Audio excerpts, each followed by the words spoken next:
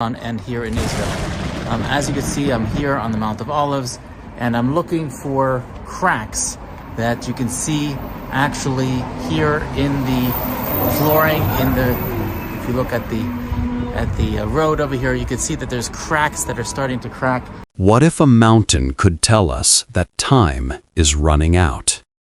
There is a place east of Jerusalem that 3 world religions watch with anticipation. Jews believe the resurrection will begin here. Christians believe Jesus will return to this exact spot. Muslims connect it to the final judgment. For centuries, people have read ancient prophecies about this mountain splitting in two. Most thought it was symbolic.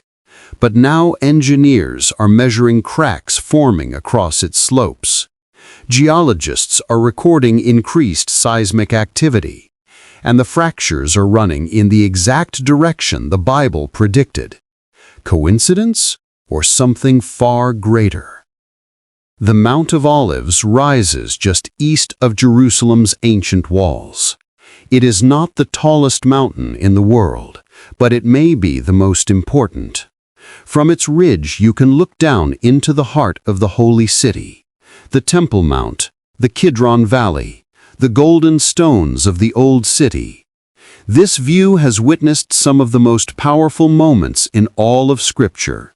King David once climbed this mountain barefoot, weeping as he fled from his own son Absalom.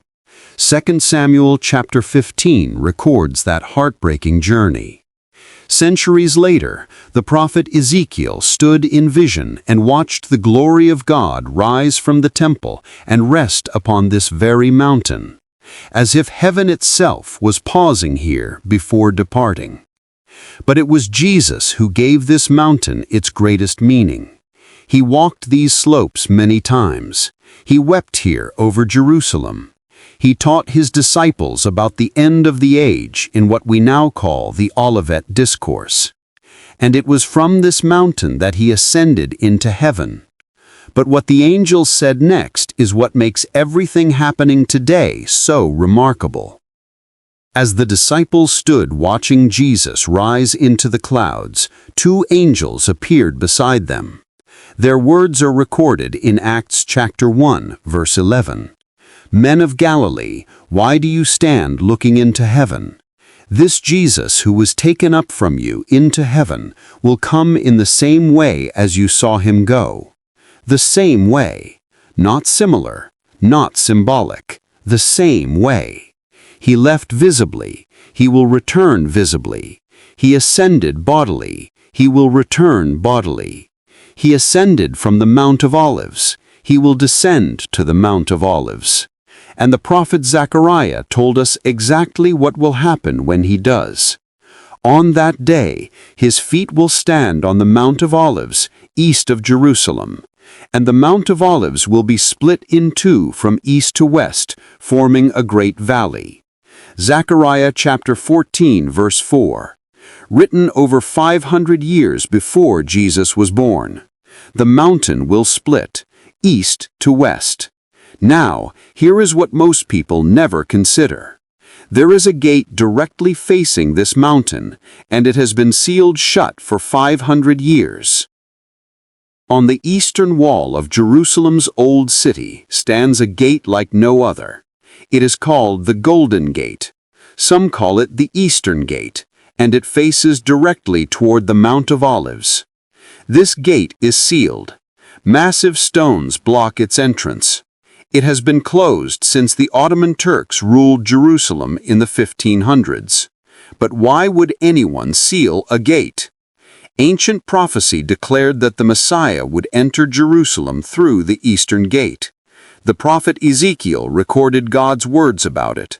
This gate shall remain shut. It shall not be opened. No one shall enter by it, for the Lord, the God of Israel, has entered by it. Those who sealed the gate knew the prophecy, and they did something else. They placed a Muslim cemetery directly in front of it. According to Jewish law, a priest cannot walk through a graveyard. They believed this would stop the Messiah from entering.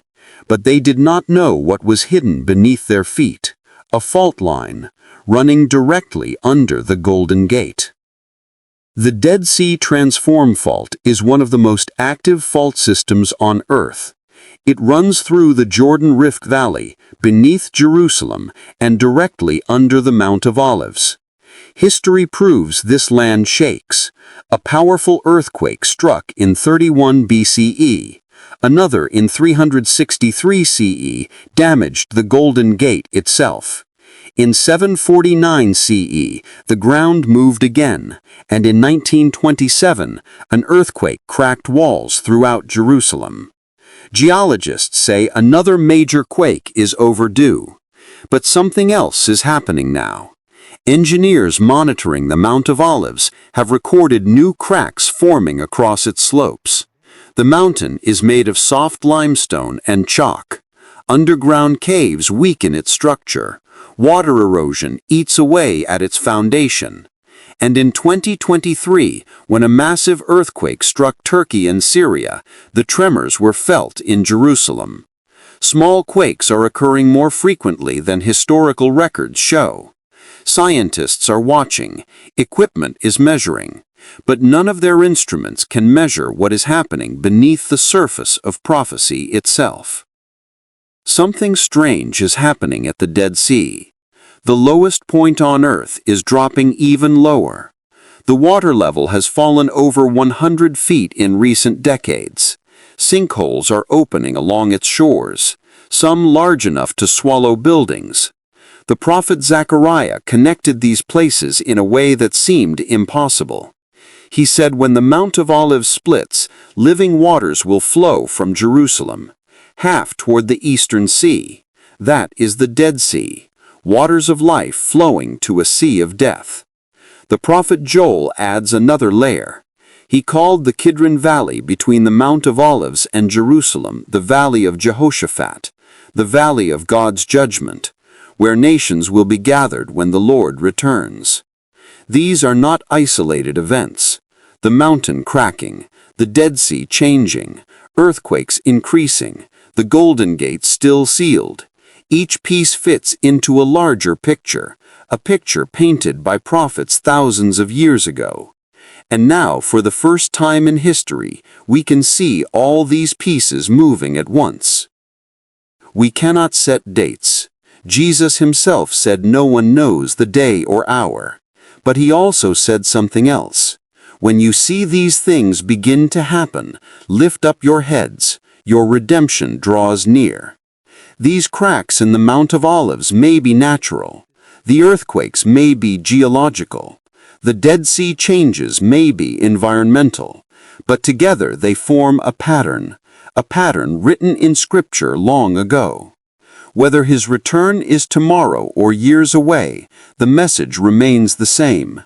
Be ready, not with fear, but with hope. The same mountain that is cracking today is the mountain where Jesus promised he would return. The earth itself seems to be preparing. But there is one detail almost no one mentions. When Zechariah described the mountain splitting, he said people would flee through the valley it creates. Flee from what? The answer is hidden in a manuscript discovered near the Dead Sea. A text that describes something so specific about the Mount of Olives that religious authorities have barely discussed it publicly. And when you understand what ancient scribes wrote about that mountain 2,000 years ago, everything happening today takes on an entirely different meaning.